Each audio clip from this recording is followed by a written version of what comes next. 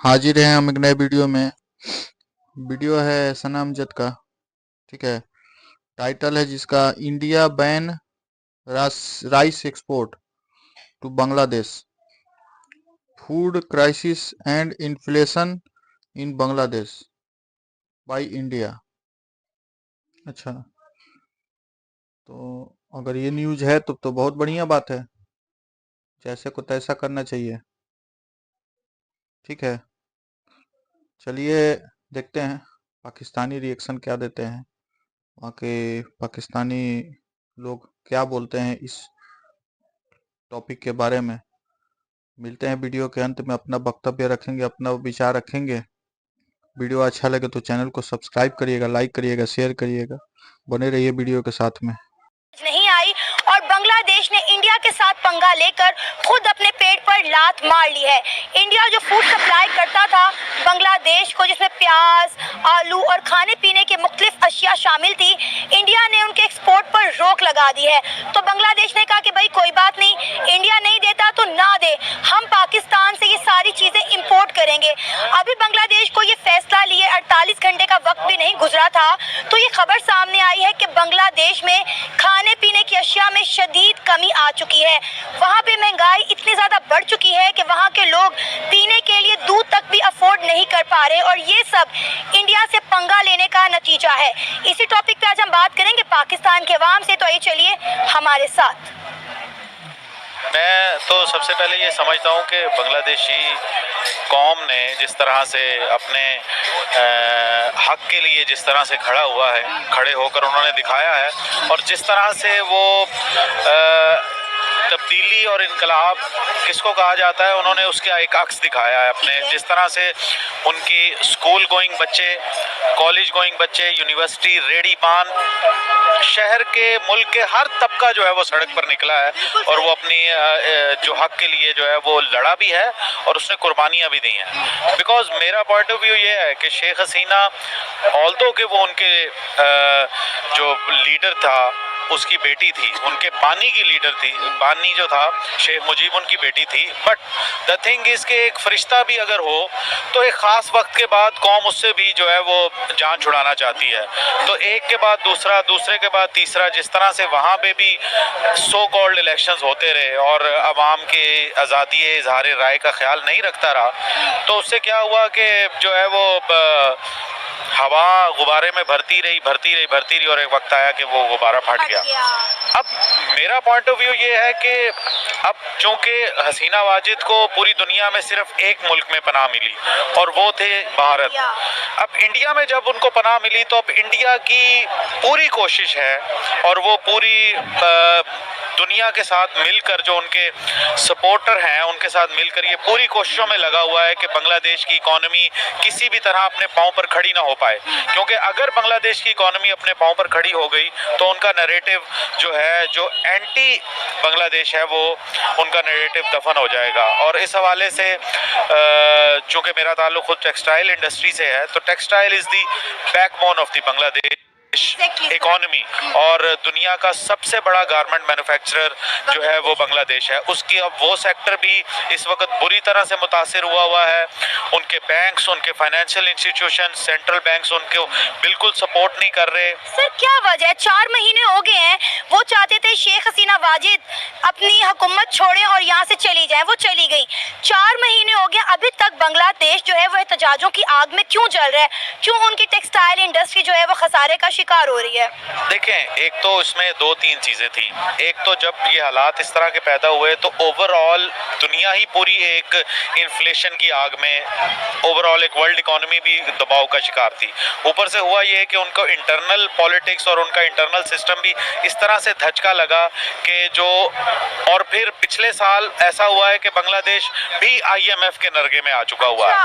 और ये this was the very first time कि बांग्लादेश भी IMF के नरगे में आया हुआ है। और IMF की अब पॉलिसी है, एक तरफ पॉलिसीज हैं, दूसरी तरफ ये जुलाई, अगस्त और सितंबर का वो ये जो 3 महीने थे उनकी इकोनॉमी बिल्कुल जो है वो बैठ गई और उसमें एक्सपोर्ट बिल्कुल नहीं हुई, और इंपोर्ट जो थी वो एसेंशियल आइटम्स, तो लामोहल्ला आपको फूड आइटम्स इंपोर्ट करनी पड़ेंगी। तो इस वक्त उनकी इकोनॉमी जो है वो एक सर्वाइवल की जंग जंग लड़ रही है वो एसेंशियल फूड आइटम्स, आटा, चावल, घी और जो फूड आइटम्स हैं, शुगर, उसको सिर्फ इंपोर्ट की इजाज़त उनके सेंट्रल बैंक्स दे रहे हैं। अदरवाइज जो कि उनकी टेक्सटाइल इंडस्ट्री है उसके लिए जो रॉ मटेरियल का क्राइसिस इस वक्त उन्हें हुआ है, बैंक्स उनको अलाउ नहीं कर रहे कि रॉ मटेरियल इंपोर्ट। पीने की चीज़ों की अगर हम बात करें तो 40% फूड सप्लाई इंडिया से उन्हें आता था। इंडिया ने जो पहला एक्शन लिया है वो यही एक्शन लिया है कि उन्होंने जो प्याज, आलू और खाने पीने की अशिया बांग्लादेश को एक्सपोर्ट करते थे उनके उस पर बैन लगा दिया ताकि वो भूख और अफलास से मर जाएं। तो क्या लगता है इस हालात में जब उनकी मौशियत तबाह बर्बाद हो रही है, महंगाई हद से ज़्यादा बढ़ चुकी है, क्या बांग्लादेश इंडिया के बगैर सर्वाइव? काका देखें, इस वक्त जब हालात इस तरह पे आ जाते हैं, एक इंग्लिश में एक जुमला कहा जाता है कि अपॉर्चुनिटी आउट ऑफ क्राइसिस। तो इस क्राइसिस के अंदर भी पाकिस्तान जैसे मुल्क के लिए एक अपॉर्चुनिटी है। और लास्ट वीक आपको के लिए एक खबर है कि Pakistan for the very first time 2000 ton sugar जो है वो बांग्लादेश को उन्होंने एक्सपोर्ट की है। This was the very first time ऐसा हुआ है। तो इस हालात बांग्लादेश ने फैसला किया था यही कि अगर इंडिया हमें नहीं देता खाने पीने की चीजें तो कोई बात नहीं, हम पाकिस्तान से लेंगे। चलिए अच्छी बात है, पाकिस्तान ने सपोर्ट किया, लेकिन पाकिस्तान को एक बार सोच लेना चाहिए। ये वही बांग्लादेश है जिसने मशरकी पाकिस्तान से बांग्लादेश बनने के लिए इंडिया की हमायत मांगी थी और इसी के लिए, इसी बांग्लादेश को बनाने के लिए, मशरकी पाकिस्तान से बांग्लादेश बनाने के लिए इंडियन आर्मी और पाकिस्तान की आर्मी आमने सामने हो गई थी। 1971 की जंग हमें नहीं भूलनी चाहिए। देखें, ठीक है, वो एक तल्ख हकीकत थी, उसको मेरा ख्याल है कि एक डरावना ख्वाब समझ के हमें भूल जाना चाहिए। बिकॉज के अब जिस तरह की ग्लोबल वर्ल्ड ऑर्डर इस वक्त चल रहा है, दुनिया एक ग्लोबल विलेज की तरह बन चुकी है। अब ना आपका कोई मुस्तकिल दुश्मन है, ना आपका कोई मुस्तकिल दोस्त है। आपका नेशनल इंटरेस्ट ही आपका सबसे बड़ा दोस्त है और नेशनल इंटरेस्ट को आपने अपनी टॉप प्रायोरिटी पे ऊपर रखना है। ठीक है, हालात आपके माजी कोई इतना ताबनाक नहीं है, पाकिस्तान का बांग्लादेश के साथ हालात और माजी, लेकिन हमें चाहिए कि इस क्राइसिस के अंदर हमें दोनों मुल्कों को एक एक कदम पीछे हटकर अपने ताल्लुकात को मजीद मजबूत करना चाहिए। फॉर्मूला फिर इंडिया के लिए क्यों नहीं लागू हो सकता? अगर हम बांग्लादेश के साथ एक एक कदम पीछे हट के ताल्लुकात बेहतर करने में पहल कर सकते हैं तो इंडिया के साथ क्यों नहीं? बिल्कुल करना चाहिए। मैं तो ये समझता हूँ कि पाकिस्तान की भारत के साथ तिजारत खुलनी चाहिए।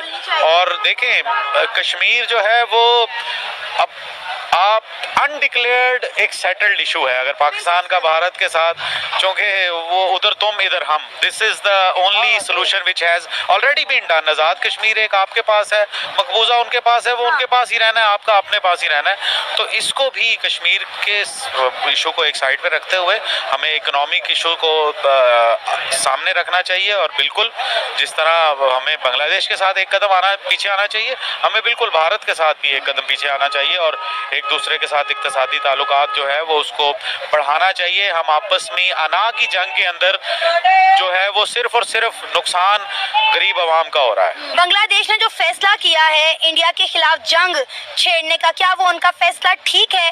क्या बांग्लादेश इंडिया के आगे टिक पाएगा? नहीं, देखें, ये तो एक बिल्कुल समझ लें कि बचगाना बात है कि अगर बांग्लादेश ये समझता है कि वो इंडिया के साथ उसके साथ सामने खड़ा हो जाएगा। इंडिया एक उभरती हुई इकोनॉमिक एशियन टाइगर है, उसको एक्सेप्ट करना चाहिए, भले वो पाकिस्तान का दुश्मन हो, लेकिन जो हकीकत है वो हकीकत है।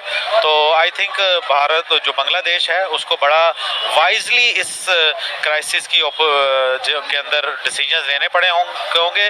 बट उसमें एक चीज़ और भी है कि अभी ये अबूरी हुकूमत है बांग्लादेश में। अभी उनकी लॉन्ग टर्म पॉलिसीज़ क्या होंगी, उनके लॉन्ग टर्म जो है वो डिप्लोमेटिक डिसीजंस वो क्या लेंगे, वो वाज़े उसी वक्त होगा जब वहाँ पे एक मुंतखब हुकूमत, एक इलेक्शंस का ऐलान होगा। और उसके बाद जब एक मुंतखब हुकूमत आएगी तो तभी आप एक लॉन्ग टर्म बांग्लादेश की पॉलिसीज़ क्या होंगी फ्यूचर में उसका अंदाज़ा लगाया जा सकता है। अभी चूँकि सेटअप ही एक अबूरी है और अबूरी ही डिसीजंस दिए जा रहे हैं, उसमें कुछ इमेच्योर लोग भी हैं उनकी मिनिस्ट्री में, तो इस वजह से भी थोड़ा सा ताल्लुकात में जो है वो तंगी आ रही है भारत बांग्लादेश। रेवोल्यूशन जो होता है ना, अगर आप हिस्ट्री देखें, वो कोई भी सो कॉल नहीं होता, उसके पीछे काफ़ी सारी स्ट्रगल होती है, उसके पीछे एक ना लोगों की मतलब कह लो कि कुर्बानियाँ होती हैं। आपने देखा अगर वहाँ पे ये सारा जो मामला हुआ तो उसके पीछे काफ़ी सारी रीजंस थी, लोगों ने बड़ी कुर्बानियाँ दी थी उसके पीछे। तो मैं तो उसको सो कॉल नहीं कहूँगा। तो बाकी आपने नेक्स्ट क्या बात की? तो सर अभी इंडिया ने उनके फूड सप्लाई जो है वो बंद कर दिया, जिसमें खाने पीने की अशिया शामिल थी। देखिए जी, आपको पता है कि साउथ एशिया में कोई अकेला इंडिया तो नहीं है ना जिसके पास कोई फूड आइटम्स हैं, और भी इतने सारे उनके ऑप्शंस हैं बांग्लादेश के पास। तो जहाँ तक बात है कि बांग्लादेश की जो फॉरेन पॉलिसी है, अगर वो उसके ऊपर इंडिपेंडेंट हो, वो डिपेंडेंट ना हो इसके ऊपर, तो वो सर्वाइव कर सकते हैं। बस बात यह है कि उनको इंटरनेशनल नॉर्म्स को देखना चाहिए। इसमें मैं कहूँगा कि जो इंटरनेशनल ऑर्गेनाइजेशंस होती हैं लाइक यूएनओ और इस तरह की ना, उनको अपना रोल अदा करना चाहिए। सर अभी तो बांग्लादेश ने पाकिस्तान से मदद मांगी, उन्होंने कहा इंडिया हमें खाने पीने की चीजें नहीं देता, ना दे, हम पाकिस्तान से ले लेंगे। पाकिस्तान में आप खुद देखें कि महंगाई कितनी ज्यादा है, तो क्या इस वक्त हम भी पाकिस्तान की अगर बात करें तो पाकिस्तान भी सियासी और मौशी बहरान से गुजरा है। आपको लगता है हम ऐसी सूरत हाल में बांग्लादेश की मदद करने के काबिल भी हैं? देखें जी, पहली बात तो यह है कि पाकिस्तान और बांग्लादेश का भी कोई कंपैरिजन नहीं है। अच्छा। अल्हम्दुलिल्लाह we are the 7th atomic nuclear power in the world in Islamic country, बल्कि इस्लामिक में तो हम पहले नंबर में ही हैं, ओवरऑल भी मतलब एक हमारा 7वां नंबर है। तो देखें वो हमारे भाई हैं, उनकी हेल्प करनी चाहिए। पहले भी उनके साथ 71 में भी उनके साथ ज्यादती हुई थी, अगर आप हिस्ट्री देखें ना। हाँ। तो कोई बात नहीं है, मतलब क्या ज्यादती हुई थी उनके साथ? देखें ये एक बड़ी लंबी डिबेट है। हाँ। जाहिर है उनको राइट्स नहीं दिए गए थे इसी तरह जैसे आजकल हो रहे हैं। हाँ। मतलब उनका जो उनकी मेजोरिटी थी मुजीबुर रहमान की, उन लोगों की है, और उनको गवर्नमेंट हुकूमत बनाने का जो उनकी पावर में नहीं आने दिया था, तो आजकल भी वही चल रहा है। तो उन्होंने ब्यूटीफुल हेयर के न जाए कि बांग्लादेश में बना लिया ना, अलग हो गए हमसे, और क्या चाहिए था। आज इस इंडिया के सर पे उन्होंने पाकिस्तान से अलहदगी ली थी, आज उस इंडिया के मुखालिफ खड़े हैं, इंडिया के बॉर्डर पर उन्होंने ड्रोन तैनात कर दिए हैं।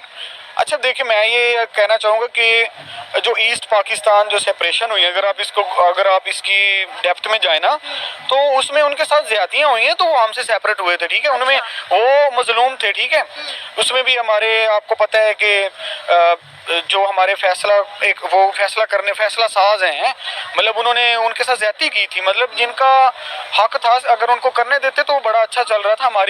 हम दुनिया में बड़ा एक नाम था, ईस्ट और वेस्ट पाकिस्तान मिला के एक बहुत बड़ी इकॉनमी थी हमारी। खैर ये तो सारी चीज़ें जो हैं इनकी अगर हम डेप्थ में जाएं तो बहुत सारी चीज़ें सामने आती हैं, जो कि फिर बात उधर ही आ जाती है कि वो राइट पे थे, उनका कोई कसूर। अभी तो बलूचिस्तान भी पाकिस्तान से अलहदगी मांग रहा है, सिंध में अलग प्रोटेस्ट हो रहे हैं, गिलगित बल्तिस्तान में अलग है, कश्मीर में अलग है। सो पाकिस्तान तो खुद मुख्तलिफ धड़ों में बटा हुआ है, पाकिस्तान के हर सूबे में एहतजाज हो रहे हैं, और कई सूबे तो जो हैं वो पाकिस्तान से अब अलहदगी चाहते हैं।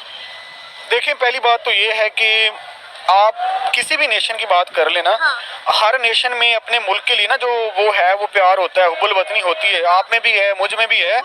लेकिन जब आपको अगर वो कहें कि आप अपनी मर्जी से बात ही नहीं कर सकते, आप अपनी मर्जी से घर से बाहर नहीं निकल सकते हैं, आप अपनी मर्जी से जो है वो कह लो कि किसी को वोट नहीं दे सकते, किसी को इलेक्ट नहीं कर सकते, जब मतलब डेमोक्रेसी का कोई वो कल्चर ही नहीं रहता जहाँ पे सो कॉल्ड मार्शल लॉ होता है, तो फिर इस तरह की वाइब्स आना शुरू होती हैं। फिर लोग बगावत करते हैं, फिर बगावत उस लेवल की करते हैं कि क्या मैं बताऊं, आपके सामने है, सीरिया सामने है, बांग्लादेश है, और बहुत सारे एग्जांपल्स हैं, ठीक है।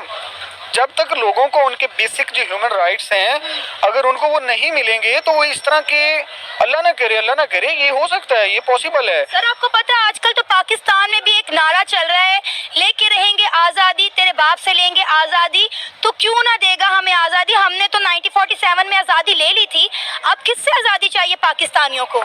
देखें जी, वो नो डाउट कायदे आज़म की स्ट्रगल और सारी वो हिस्ट्री देखें, हम इंडिपेंडेंट हो गए थे, लेकिन उसमें उस दौर को और इस दौर को आप कंपैरिजन करें ना, हाँ जी। तो मैं समझता हूँ कि बिफोर जो पार्टीशन का दौर था उसमें भी लोगों के साथ उनके जो बेसिक ह्यूमन राइट्स हैं उस दौर में भी वायलेशन नहीं होती थी जो ब्रिटिश गवर्नमेंट थी।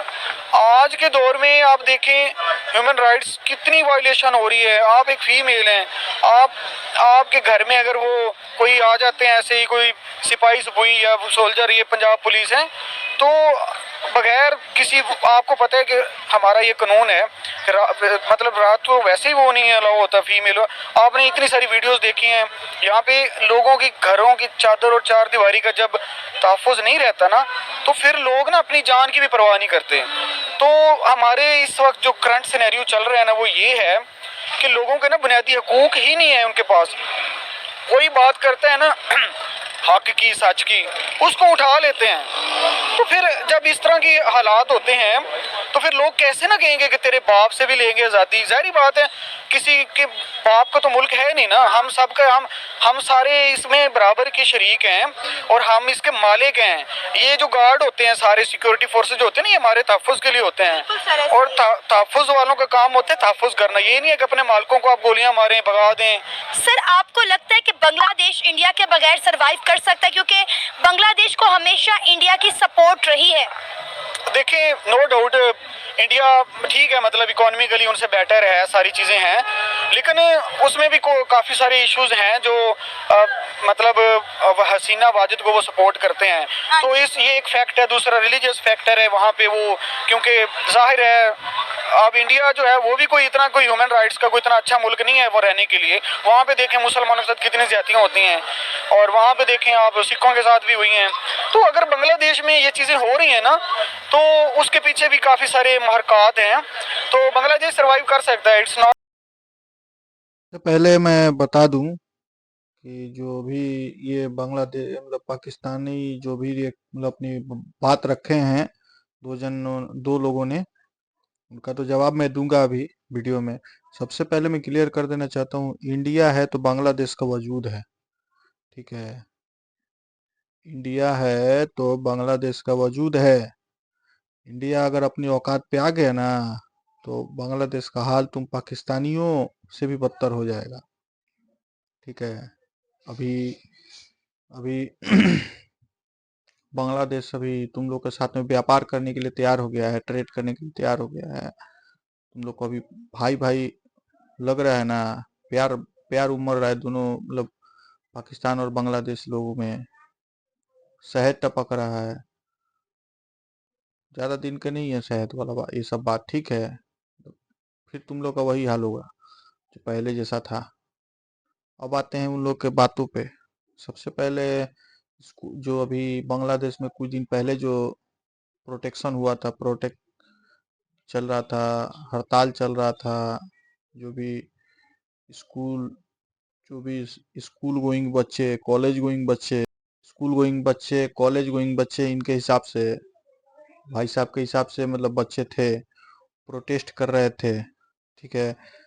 किस लिए प्रोटेस्ट कर रहे थे? शुरुआत में लगा कि आरक्षण के लिए प्रोटेस्ट कर रहे थे। वो उसके विषय में तो मैंने पहले ही बात कर चुका है, ठीक है। आरक्षण के लिए प्रोटेस्ट कर रहे थे, लेकिन वो प्रोटेस्ट कैसे में किस में बदल गया, तो मतलब एकदम लग रहा था कि मतलब एक चीज बताइए कि शेख हसीना कौन थी? बांग्लादेश की इलेक्टेड गवर्नमेंट चला रही थी, ठीक है। उनके खिलाफ ठीक है, आप लोग सरकार के खिलाफ प्रोटेस्ट करो, लेकिन ये कहाँ तक जायज है कि आज वो उनके जो रेसिडेंस था वहाँ पे प्रदर्शनकारी घुस गए, उनके प्राइवेट चीज़ों को, उनके सामानों का ऐसे क्या बोलते हैं उसको, प्रदर्शनी कर रहे थे कि मतलब आप लोगों ने बहुत लोगों ने देखा ही होगा, प्रदर्शनी कर रहे थे। तो वो मतलब क्या जो कर रहे थे वो क्या स्टूडेंट थे? वो लोग को स्कूल गोइंग बच्चे बोला जाएगा? स्टूडेंट बोला जाएगा? साले गंदी नाली के कीड़ा थे, ठीक है। तो आज आज आप महिलाओं का सम्मान नहीं करोगे। हमारे हिंदू धर्म में महिलाओं को पूजा जाता है, ठीक है। तो मैं भी किस चीज़ को किसको ज्ञान दे रहा हूँ हिंदू धर्म का, ठीक है। उसने इंडिया बांग्लादेश के इकोनॉमिक मतलब एक भाई साहब ने बोल रहा है कि इंडिया बांग्लादेश का इकोनॉमिक खराब कर रहा है, इकोनॉमिक कंडीशन खराब कर रहा है। बांग्लादेश का इकोनॉमिक इंडिया की वजह से ही ठीक है, चलता है। आज वहाँ पे जो भी टेक्सटाइल है, कपड़े का व्यापार जो भी है, सारा रॉ मटेरियल, इलेक्ट्रिसिटी वगैरह कहाँ से जाता है? कौन देता है? इंडिया से जाता है। अगर ये सब इंडिया बंद कर देगा तो कौन देगा? पाकिस्तान देगा? कौन देगा? ठीक है। तुम लोग पाकिस्तानियों, वहां पे जो बांग्लादेश में हो रहा है, बांग्लादेश का और सब दुख दर्द दिख रहा है, हिंदुओं को वहां पे ऊपर जो अत्याचार हो रहा है वो चीज तुम लोग को नहीं दिख रहा है। इतने बेशरम आदमी हो तुम लोग। ठीक है। तुम लोग को मतलब वहां पे हिंदू के ऊपर अत्याचार हो रहा है, हिंदू का मंदिर तोड़ा जा रहा है, वो सब चीज तुम लोग को दिखाई नहीं दे रहा है। तुम लोग को वहां पे बस इंडिया क्या कर रहा है वो चीज तुमको दिखाई दे रहा है, इंडिया क्या खिलाफ कर रहा है वो चीज तुम लोग को दिखाई दे रहा है। ठीक है। तुम लोग को हिंदुस्तान से अभी तुम लोग को लग रहा है कि पाकिस्तानी मतलब पाकिस्तानियों को बांग्लादेशी प्रेम उमड़ रहा है, दोनों भाई भाई चोर चोर मौसेरे भाई बने बैठे हुए हो। ठीक है। दिन तक लगेगा। ठीक है। और कश्मीर बोल रहा था कि कश्मीर अनडिक्लेयर्ड सटल सेटल क्या बोलते हैं सेटल इशू नहीं है। ठीक है। माने अब उसका कुछ सेटल नहीं हो सकता, काहे नहीं हो सकता है? कुछ दिन रुको ना, इंडिया लेने वाला है कश्मीर, कुछ दिन रुको, ऐसे ही देखते रह जाओगे। ठीक है। कुछ उखड़ेगा नहीं, देखते रहो। हिंदुस्तान के पास आने वाला है। अच्छा, एक और मतलब बात बोल रहा था, वो जो चश्मा वाला जो दूसरी बार में जब आया था, बोल रहा था कि अगर बांग्लादेश को इंडिया फूड सप्लाई नहीं करेगा तो और भी देश हैं। हाँ तो तुम लोग दे दो ना। तुम लोगों के पास खुद का आटा है खाने के लिए? आटा के लिए मरे जा रहे हो, लाइन लगा रहे हो। खुद के लिए आटा है? दूसरों को क्या दोगे? पहले अपने गिरबान में झांक लो, पहले तुम लोग क्या हो, तुम लोग का क्या वजूद है। ठीक है। आटा है? आटा के लिए मर रहे हो, पहले अपना देख लो। ठीक है। एटॉमिक पावर की बात कर रहे हो, यही 1971 में यही तुम्हारे बांग्लादेश जो प्रेम उमड़ रहा है, यही बांग्लादेश से अलग कराने के लिए भारतीय सेना ने 93,000 पाकिस्तानी फौजियों को सरेंडर करवाया था, घुटनों पे ला के रख दिया था। एटॉमिक पावर किस लिए था? तब एटॉमिक पावर कहाँ गया? भीख मंगवाया था, सरेंडर करवाया था 93,000 फौजी लोगों को, तुम्हारे यही पाकिस्तानी फौजियों को, यही 1971 का जंग में बांग्लादेश से जब तुम लोग अलग हुए थे, तब कहाँ गया था तुम्हारा एटॉमिक पावर? खाली वो एटॉमिक दिखाने के लिए रखो, अलमारी में शो में रखो, उसको कुछ काम में नहीं आने वाला है। ठीक है। बस दिखाने के लिए रखो, धमकाने के लिए रखो, बस वही तुम लोगों के पास में है, धमकाना बस। और तो कुछ है नहीं, आटा का आटा है नहीं, चावल है नहीं, एटॉमिक पावर की बात करते हो। चलिए, बोलने के लिए तो बहुत कुछ है वीडियो में, लेकिन इतना ही रखते हैं। एक बार वीडियो अच्छा लगा हो तो चैनल को सब्सक्राइब करिएगा, लाइक करिएगा, शेयर करिएगा। मिलते हैं तब तक के लिए नए वीडियो में। जय हिंद, धन्यवाद।